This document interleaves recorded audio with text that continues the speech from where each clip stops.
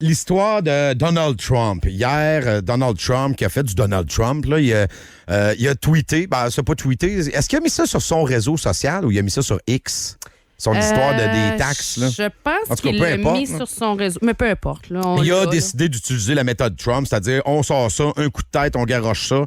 Moi, je pense que c'est plus prévu qu'on pense, mais j'avais envie d'en jaser avec quelqu'un, puis ça fait un sacré bout de temps qu'on ne s'est pas jasé, justement. Peut-être que vous le connaissez pour son podcast Yann et Frank, Yann Sénéchal qui est là. Attends un petit peu, j'ai pas le bon piton. Salut Yann, comment ça va? Hey JC, yes, ça va bien toi? Ça va très très bien. Toi, t'es un gars en forme, viens-tu courir?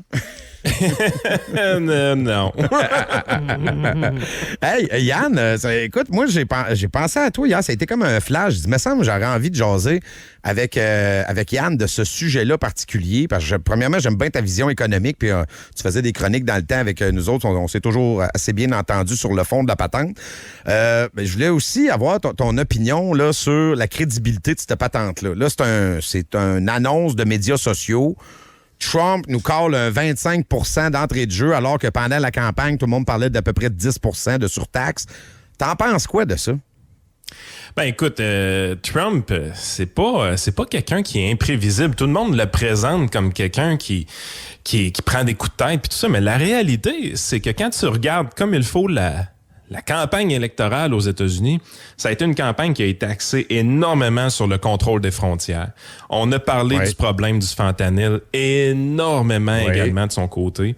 On a parlé évidemment de l'immigration illégale du Mexique beaucoup, mais également à partir de la frontière nord. Parce que les gens, nous autres, on s'imagine, chemin Roxham, c'est juste des gens qui passent par les États-Unis pour arriver au Canada, parce que notre premier ministre Legault nous dit ça, le premier ministre de l'Ontario, Ford, dit ça également. Mais on oublie qu'il y a effectivement aussi des gens qui transitent par le Canada pour rentrer illégalement aux États-Unis. Oui. Donc, c'est un problème pour les Américains. Puis, on en a entendu parler pendant tout le long de la campagne électorale au niveau des États-Unis.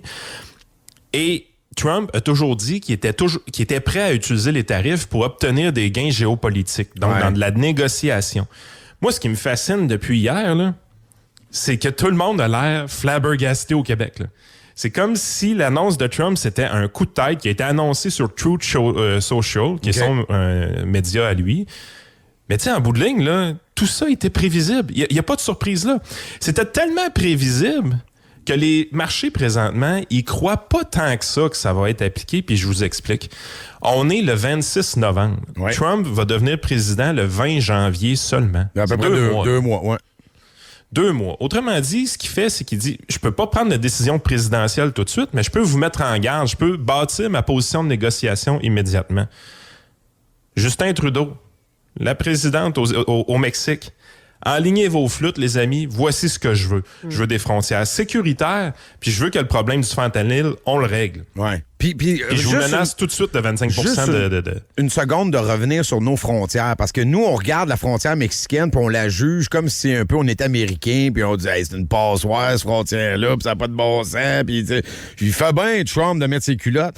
Faudrait des fois, souvent, prendre une habitude de sortir des miroirs partout. Là. Mettez-vous des miroirs à grandeur. Là. Notre passoire.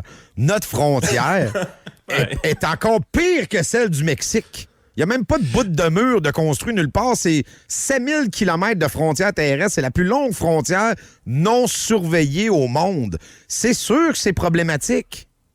Ah, tout à fait. Puis, allez pas penser qu'il y a personne qui transite par le Canada pour rentrer aux États-Unis. C'est carrément fait. Ça existe. C'est pas un mythe, cette chose-là. À Saint-Armand, je veux dire, Max a fait l'exercice ici. Tu ne sais peut-être pas, Yann, mais Max est allé sur le terrain à Saint-Armand. Saint-Armand, oui, c'est ça. Puis, il voyait, les citoyens se plaignaient que, oui, on le voit, il y a des transitions, il y a du crime organisé. Puis, pas juste du crime organisé, en fait, il y a des criminels qui passent avec de la drogue. Ben oui. Puis quand c'est le temps de demander à la GRC d'intervenir, puisqu'ils sont seuls, ils peuvent pas le faire. Il faut qu'ils soient 2 dans la voiture. Fait que c'est du gros niaisage, là. Ouais. Oui, exactement. Puis, fait que c'est un problème qui est réel. En fait, il y a eu 3 premiers ministres provinciaux qui ont intervenu hier. Tu as eu Daniel Smith en Alberta, François Legault, puis Doug Ford. Puis moi, j'ai senti un malaise quand j'ai vu François Legault, parce que quand tu regardes son tweet, sa déclaration, tout ce que François Legault dit, c'est vrai. C'est dans le ton de François Legault que c'est alarmant, c'est que Le gars est en panique totale. Il est tombé des nues. On l'a sorti de son livre avec Marie Laberge, là. Puis il est arrivé, il dit, un tarif de 25 %, on est dans la merde. Économiquement, c'est une catastrophe. Bon, si c'est appliqué, c'est sûr que c'est pas une bonne nouvelle pour le Canada, là. Il n'y a personne qui va te dire que c'est une bonne nouvelle. T'as bien raison. C'est même pas une bonne nouvelle pour les Américains non plus. Mais non. Non, c'est une mauvaise nouvelle pour l'Amérique du Nord. Ben oui, les Américains, présentement, ils n'ont pas une grosse inflation, en grosse partie parce qu'ils sont capables d'importer avec une devise super forte. Eux autres, quand ils importent du Canada avec notre argent de Monopoly, là, ils trouvent ça le fun. OK? Ben oui. Fait que c'est sûr que si tu mets un tarif de 25 %, c'est l'Américain qui va payer ce tarif-là. L'Américain va vivre de l'inflation. C'est une mesure qui est très inflationniste pour Donald Trump. Donc, c'est pas une mesure que Donald Trump souhaite appliquer tant que ça, là, parce que ça va nuire à son économie locale la journée qu'il va mettre ces tarifs-là en place, s'il les met en place. Quand je te dis que les gens y croient pas vraiment, quand tu vas sur des sites de betting odds présentement, il y a Polymarket, par exemple, qui a construit cette question-là. Et présentement, là, on pense qu'il y a environ 30 % de probabilité que les tarifs s'appliquent à la fois au Canada et au Mexique. Quand tu vas voir les devises au niveau du Canada et du Mexique, les deux ont fluctué très fortement hier après cette annonce-là. Ben, très fortement, c'est pas tant que ça. Là. Le Canada a baissé de 1 % à peu près, puis le Mexique avait baissé de 1,5 %. Sauf que là, on digère la nouvelle chacun de son côté. Puis ce qu'on se rend compte, c'est que le Mexique, présentement, là, les gens, ils pensent que le tarif va être appliqué de plus en plus parce que la baisse de 1 % s'est rendue une baisse de 2,4 %. Ouais. Mais au niveau canadien, là, c'est beaucoup moins pire. La baisse de 1 % est rendue seulement de 0,74 %. Donc, les gens, là, ils sont en train de se rendre compte que la probabilité que Trump applique le tarif au Canada est très faible. D'ailleurs, quand tu lis Danielle Smith, la première ministre de l'Alberta, celle que Patrick Lagacé appelle gentiment une complotiste. Ouais. Sa déclaration est très sereine. Il dit, écoute, on exporte beaucoup de pétrole et de gaz aux États-Unis. On va être touché énormément si ce tarif-là s'applique. Par contre, le gaz et le pétrole qu'on envoie est très sécuritaire. C'est quelque chose qui a été fait d'une manière humaine. C'est pas le gaz de l'Arabie Saoudite, tout ça. Donc, on va sécuriser ces deals-là et on va prendre pour acquis que le claim des Américains est légitime. Le problème qu'ils ont à la frontière est légitime et c'est quelque chose qu'on est capable de corriger. Donc, ils mettent de la pression sur Justin Trudeau, évidemment, mais le Canada a 2 mois pour faire des ajustements à sa frontière, pour la rendre assez sécuritaire. Mais avec Justin, crois-tu à ça? Ben, avec Justin, non, mais les premiers ministres sont tellement en panique au niveau des provinces qu'il n'y aura pas le choix de le faire. Il n'y aura pas le choix, il y a trop de pression. Puis il y a de l'air un peu ticoune de toute façon. Puis tout le monde se dit, mon Dieu, présentement, là, je trouve que ça met de la pression sur Justin. Puis on se dit tout, oh mon Dieu, qu'on a hâte qu'il s'en aille. Fait que c'est lui qui a l'air d'un ticlin, en tout cas selon moi, là, parce que on se demande s'il est en état de réagir. Ah, exactement. Puis on sait que dans une négociation entre Trudeau et Trump, c'est pas nous autres qui est équipés pour veiller tard. Ben non, mais c'est ça l'affaire. Puis l'autre affaire, c'est que Trump est au courant. Est-ce qu'il pourrait d'ailleurs en profiter? Parce que là, il y aura de négo. T'sais, lui, il a collé ça. Puis tu m'en parlais pendant la pause. On faisait notre petit test de son. Le livre qu'il a écrit, là, c'est quoi? C'est The Art of Negotiation, quelque chose de genre? The Art of the Deal en 1987. Okay. Bon. Imagine-toi, un des experts négociateurs au monde, là, Donald Trump, là, qui a bâti sa vie à négocier puis qui dit carrément dans ce livre-là qu'il adore négocier. Là. Il a publié son playbook en 1987 puis en 2024, quand il est président des États-Unis, il l'applique encore. Mais il l'applique encore. Et lui, il sait que c'est clair qu'en Amérique du Nord, puis encore plus au Mexique, au Canada, mais c'est les États-Unis qui mènent. C'est l'économie, l'expression dans le temps, je me souviens plus, là, c'était un peu fanfaronnesse. Non, ben, eux autres aussi, là. Puis là, eux autres, ils commencent à avoir du gaz, puis drill, baby drill. Là. Ouais, mais l'affaire, c'est qu'ils ont besoin de personne. T'sais, oui, on leur envoie du pétrole, mais ils n'en ont pas besoin. Ils peuvent aller le chercher autrement, ils peuvent le faire autrement. Mais c'était quoi l'expression là, quand le Canada a la grippe? Non, c'est quand les États-Unis toussent ou a la grippe, le Canada a le nez plein. Je me souviens pas exactement. On suit, on est collés ensemble, on n'a pas le choix et on est dépendant d'eux autres, puis le Mexique encore plus. Ça, Donald Trump, il le sait.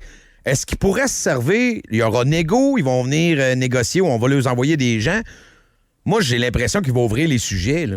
Ça sera pas juste la frontière puis le fentanyl. Ça va être, OK, parfait, on a réglé la frontière. Maintenant, votre affaire d'armée, là, votre 1,quelque % du PIB là, dans l'armée, je veux que vous ayez à 3. Ça se pourrait-tu qu'il y ait là qui décide de rentrer d'autres affaires dans le négo? Ben, écoute, oui, parce que présentement, tu sais, l'annonce d'hier, là, mettons que tu es un adulte là, qui est bien informé, là, l'annonce d'hier est loin d'être déconcertante. Tu t'y attendais.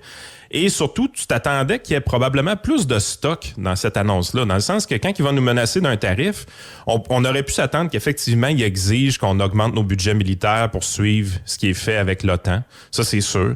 On aurait pu s'attendre aussi qu'ils mettent les tarifs canadiens, parce que nous autres, on rit bien des tarifs américains, là, mais côté tarifs, on n'est pas pire, mettons, sur le lait, on est bon. sur le poulet, sur les œufs. Oui. Il y a des tarifs de 300% Il va entrer d'autres choses. Là. Tu me confirmes que c'est sûr que lui, dans sa poche à négo, il y a d'autres sujets. Là. Ben, honnêtement, si ça s'arrête au fentanyl et à la frontière, c'est vraiment facile pour le Canada d'y remédier. C'est pas un gros problème. En fait, c'est pas une négociation si ardue que ça, parce qu'effectivement, comme tu dis, on pourrait mettre bien d'autres stocks dans cette négociation-là avec Donald Trump. La réalité, c'est que Donald Trump, un peu comme je te dis, tu sais, eux autres, là, leur monnaie là, est à 1,40 $. Ouais. Toutes les fois qu'ils arrivent pour avoir... ils mettent $1 américain sur la table, mais ça lui donne 1,40 $ au niveau canadien. Fait qu'eux autres, ils ont besoin de nous autres pour garder une inflation basse. Là. Ils sont pas fous à temps plein. Puis, comme on dit tout le temps, les tarifs, ça, c'est bien important que les gens comprennent. C'est pas les Canadiens qui paient le tarif. C'est les Américains qui paient ce tarif-là. Fait que tu prends un risque en termes de popularité sur tes politiques intérieures quand tu appliques des tarifs de ce genre-là. Et Donald Trump, on l'illustre comme un grand protectionniste puis qui veut menacer tout le monde avec ses tarifs, ainsi de suite. C'est quelque chose qui est à prendre au sérieux parce qu'en 2016, quand il est devenu président, il en a appliqué des tarifs sur la Chine et ça n'a pas fait en sorte que les Américains ont consommé plus de denrées américaines. Ce qui est arrivé, c'est qu'on a changer un peu la structure d'importation. Par exemple, le Vietnam en a profité énormément. Il y a un pays présentement qui est pas menacé de tarifs puis qui est en train de prendre une belle position de libre-échange avec Donald Trump, puis on en parle très peu, mais c'est Javier Milei avec l'Argentine. Ouais. Alors que Justin Trudeau puis le Mexique sont dans une position qu'ils doivent négocier de pas se faire appliquer un tarif par Donald Trump, Javier Milei, lui, est en train de se faire enlever des tarifs avec Donald Trump parce qu'il y a des politiques très libérales. Fait qu'à un moment donné, je pense que comme Canadien, il faut qu'on prenne une puff d'air, puis qu'on se dise, OK, le monsieur Orange, il aime négocier, il aime avoir une position forte, et il a présentement une position forte parce qu'il a la plus grosse économie au monde entre les mains. Est-ce qu'il y a moyen de venir à bout d'accommoder ce monsieur Orange-là? Puis la réponse est oui. Ouais. Mais il va falloir faire projetons-nous un peu dans le temps, juste finir là-dessus. Ouais. Projetons-nous dans le temps en mai 2025. Ouais. En mai 2025, quand cette crise-là va être finie, puis que les tarifs n'auront jamais été appliqués, puis que le Canada va avoir sécurisé sa frontière, puis qu'on va avoir démantelé 2-3 cartels de drogue sur le fentanyl sur le bord de cette frontière-là, est-ce que les Canadiens vont être dans une pire ou dans une meilleure position, à ton avis? Une meilleure. Fait que ça aurait pris les tarifs de Donald Trump pour nous enlever les doigts du nez pour faire la job qu'on avait à faire. Moi, c'est ça. Puis je savais que ça virait vers là notre discussion. Là, je veux dire, on se connaît pas, on se voit pas tous les jours, mais j'écoute tes affaires puis je sais que on allait arriver là. Moi, ce qui me renverse, c'est que depuis hier, et oui, il y a eu l'effet de surprise, comme tu dis, qui était probablement prévisible. Mais mettons qu'on va au-delà de ça. Il y a plein de monde qui ont fait le saut. Hey, il parlait de 10, c'est rendu 25. Moi, ce qui me renverse, c'est que depuis hier, j'entends personne dire on n'a pas fait nos jobs, on n'a pas fait notre shit. Là, on se fait forcer par le gars au sud à régler nos affaires. Puis, regarde, j'ai parlé de l'armée, tu as parlé de la gestion de l'offre, la frontière, la drogue qui passe de tous les bords. Il y a quand même 4-5 affaires dans le baluchon qu'on aura à régler pour faire plaisir aux gars au Sud, mais qu'on décrit ici, puis toi, dans ton podcast, à toutes les semaines, en disant qu'on est dans le champ, on a notre armée est faible, la gestion de l'offre, si on veut pas l'éliminer, il va falloir commencer à penser à d'autres façons de faire, à essayer de la modifier. La frontière, ça fait longtemps qu'on en parle, la frontière. François Legault en parle à tous les jours. Lui, il parle juste pour le Québec, mais tu comprends que c'est la frontière nationale. Il y a personne dans les commentateurs et politiciens qui a regardé la caméra en face et qui a dit « On a traîné de la patte, on n'a pas fait ce qu'on avait à faire. Là, on n'aura pas le choix. » Exact. Puis, mais en même temps, j'ai l'impression souvent que le Québec, au niveau journalistique, médiatique, puis même politique, on a tout le temps l'air d'une gang d'amateurs. Je veux dire, le désarroi total de François Legault hier. Écoute, là, je me disais, j'ai comparé, je l'ai envoyé dans le groupe. Il doit jouer une game. Regardez la réponse de François Legault versus Doug Ford et le communiqué de Doug Ford en passant que Daniel Smith a repartagé avec quelqu'un qui sont un peu plus raisonnable en disant il faut absolument se parler et d'admettre également qu'il y a un problème à la frontière. Parce que le fond de la patente, il a raison. Tout le monde parle du 25 du tarif, mais tout le monde oublie la partie la plus importante parce que si je m'étais fiée à ce qui était écrit là, dans les articles de journaux ou dans les grands titres puis la manchette, c'est un 25 imposé. Finalement, j'ai trouvé le communiqué de Donald Trump. Je m'en vais lire. C'est conditionnel à ce qui arrive à nos frontières. C'est quand même une partie importante du message. Tu sais, si on dit juste le 25 de tarif... Non, son message, c'est régler vos shit, puis on va réussir à s'entendre. Pas compliqué. Mais le problème fondamental... Il faut gérer nos shit. Le problème fondamental des Québécois, puis ça, c'est véhiculé à cause de nos analyses de politique américaine extrêmement médiocres. Faisons la liste. Richard Latendresse, Normand Lester, Pierre Martin, Loïc Tassé. Je veux dire, ces gens-là, tout ce qu'ils nous disent, c'est que le vieux fou est fou. Oui, il est fou, il est complètement hors contrôle, puis il viole tout le monde. Bon, OK. Si c'est ça tes prémices, c'est sûr que t'es décontenancé aujourd'hui. Mais la game, là, est beaucoup plus sophistiquée que ça. Ben oui. Puis, tu sais, je veux dire, sérieusement, là, arrêtez quand de j'ai... le sous-estimer, là, c'est comme s'il ne savait pas ce qu'il faisait. Oui. C'est comme si, à chaque fois qu'il va faire une action, il est juste un gros cap, puis il n'est pas, pas en connaissance de cause des règles. Entre deux filets de bave puis 3 bruits de pète, il a lâché ça sur un médecin. Les gens pensent vraiment que c'est ça. Mais en même temps, c'est la même gang, là, Yann, qui disait que Elon Musk était un pur crétin. Je veux dire, c'est vrai. C'est tout dans la même gang. Là. Ils seront pas capables d'allumer. L'autre affaire aussi, je voulais t'entendre, je vois le temps passer, là, mais... Là, le Mexique, là, je comprends là, la triple entente, puis l'accord de libre-échange, mais le Mexique aussi peut gérer ses shit. Là. On n'est pas obligé tout le temps de backer le Mexique. Là, Justin, là, il est allé voir, il a appelé la présidente du Mexique, puis on va se tenir ensemble. C'est pas nécessaire. Là. On n'est pas obligé de tout le temps backer tout le monde parce que la présidente du Mexique a réagi aujourd'hui. Puis elle y va front. Là. Elle a dit, moi, je vais taxer les produits américains. Je sais pas trop si c'est une bonne stratégie. Je veux ton idée là-dessus. C'est une bonne stratégie d'essayer de chester Trump et de dire, nous autres, on va te taxer. Hein. C'est une très mauvaise stratégie. Je veux dire, le Mexique est pris avec une socialiste. Sérieusement, là, on ne doit pas suivre ce chemin-là. Et il ne faut surtout pas faire acte de solidarité avec le Mexique, dans le sens que c'est fort possible que le Canada ne subisse pas ce tarif-là alors que le Mexique le subisse. Exact. En fait, les marchés financiers, présentement, nous disent que la probabilité que le Mexique subisse le tarif réellement de 25 % est beaucoup plus grande qu'au Canada. C'est la raison pourquoi leur devise baisse de 2,5 puis la nôtre, elle baisse de 0,75. Ouais. Fait qu'à un moment donné, la solidarité avec le Mexique, là, faudrait pas aller là.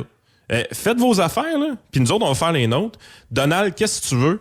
On peut-tu te le donner? C'est-tu faisable? Puis honnêtement, quelqu'un de réaliste, quelqu'un d'un peu adulte hier, là, quand il regarde les demandes de Donald Trump, il fait « Crime, ça aurait pu être pire. » Ça aurait pu vraiment être pire.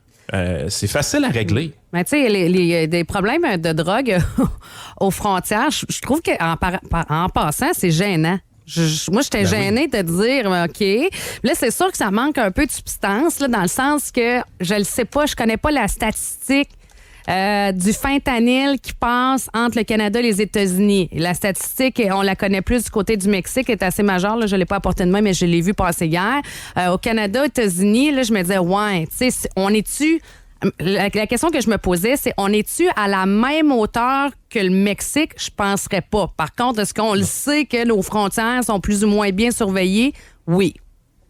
Ah, exactement. Ouais. C'est sûr que notre problème est moins grand que celui du Mexique. L'écart à combler est beaucoup moins grand. Et à la limite, tu sais, Trump pourrait se contenter facilement d'un accord quasi symbolique. Là, on s'entend. Mm-hmm. L'affaire, c'est il faut qu'on dépense un peu plus d'argent sur le border control. Puis tu sais, on va se le dire, nos douaniers, là, je commence à être tanné qu'ils soient juste là pour checker si on a bien payé nos taxes. Du tabac. Tu sais, on peut-tu lâcher ces shit-là puis faire de quoi de peu plus intelligent basé sur la sécurité nationale et moins sur les taxes? sais, je pense que c'est la direction qu'on a à prendre. Faut pas oublier qu'on a un premier ministre aussi qui est lame duck un peu, dans le sens que Justin Trudeau, tout le monde le sait qu'il va se faire remplacer. Tout le monde le sait que son remplaçant va être Poilievre. Puis tout le monde sait que Poilievre et Trump vont s'entendre quand même bien. Fait que j'ai pas l'impression qu'il y a une hostilité très grande entre Donald Trump et le Canada. Il y en a définitivement une entre Donald Trump et Justin Trudeau, mais pas envers le Canada, étant donné qu'on va changer de premier ministre bientôt. Tu sais, dans 12 mois, c'est fait cette affaire-là. Là. Ah, mais c'est long, 12, là. Ouf. Ouais. Toi, tu penses que ça va aller dans un an? Il me semble que tu m'as découragé plus que... Ah, mais ça m'a dit, ça va être long, là, pour vrai. Là. 12 mois, c'est long, là. Ah oui, c'est long. Ça va être long, là. Ça va être long, mais moi, mon guess, c'est qu'on va arriver à une solution négociée avec les Américains beaucoup plus rapidement que le Mexique. Le Mexique, surtout s'ils prennent l'avenue qu'ils ont pris aujourd'hui de s'entêter puis d'essayer de bomber le chest devant Donald Trump, ils vont se faire imposer le tarif et ça va être ça pendant quelques mois jusqu'à temps que la réalité leur pète en pleine face. Ouais. C'est sûr que Donald Trump, ça va être problématique aussi parce que si il impose ce tarif-là trop longtemps envers le Mexique, ça peut lui créer des problèmes d'inflation à l'intérieur de son pays. Tu sais, je veux dire, il a adopté une position très, très, très forte, puis il a agi en coq parce que quand tu lis son livre de 1987, c'est la bonne façon d'entamer une négociation. Ben oui, c'est ça. Fait que tu sais, là, on prend toute une puff, on relaxe. François Legault, t'as une mission en fin de semaine, tu lis The Art of the Deal avec Donald Trump. OK? Je sais que t'as de la misère un peu avec l'anglais. Ouais, c'est ça. Mais lis-le, ça va être une bonne pratique pour améliorer ton anglais de toute façon. Justin Trudeau, il n'y a rien à faire avec lui. Mais ça, c'est l'affaire que je veux dire. Là. Écoute, prions pour qu'il y ait des élections vite. Là, ça suffit. Là. Moi, je veux même pas que l'autre arrive avec Trudeau. Là. Regarde, je veux qu'on tasse ça. Là, on va recommencer à 9. Là. On met ça sur la dalle, on repart. Là. Ouais, mais je pense que Trudeau, c'est une marionnette un peu, veut pas, puis il va être obligé d'aller de l'avant à cause. Ouais, la marionnette, elle dépense de l'argent pas mal, je trouve. Là. Je sais pas c'est la marionnette de qui, là, mais celui qui a les mains dans le dos, il aime ça dépenser en tabarnouche. Ah, mais tu sais, Frank, là, Yann, excuse, je me disais... c'est l'autre. Ouais, c'est ça, je sais bien. Je suis rendue, je vous mêle.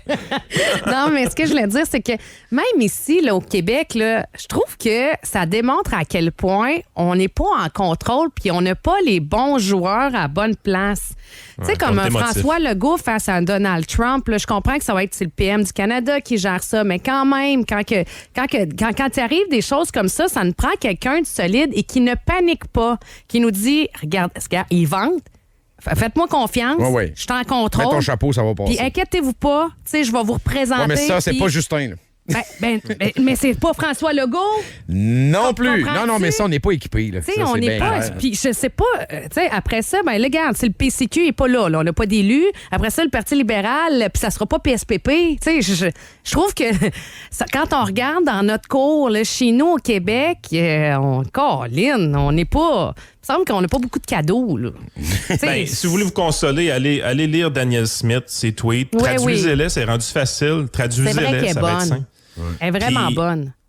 À toutes les fois qu'un journaliste québécois va vous dire que cette femme-là, c'est juste une conspirationniste puis qu'elle n'est pas bonne, je veux dire, j'espère que ça fait un pas de plus vers vous pour larguer un jour les médias traditionnels de ce genre-là. Là. C'est là qu'il faut aller. Là, à un moment donné, on se fait dire de la merde. Je veux dire, la qualité de l'information sur la politique américaine que les Québécois ont, c'est merdique. C'est épouvantable. Toutes les fois qu'on parle d'un leader dans le Canada anglais, on n'est pas capable d'avoir de la bonne information. Non, c'est de la droite extrême. Tu vois, en terminant, Yann, merci beaucoup d'avoir pris le temps de jaser avec nous autres. Ça a été bien intéressant. En terminant, je vais y aller avec un commentaire d'un auditeur. Il dit, ça fait du bien voir un politicien qui a écrit un livre puis qui suit son livre. François? Comment va le projet Saint-Laurent? Très bon. Très bien.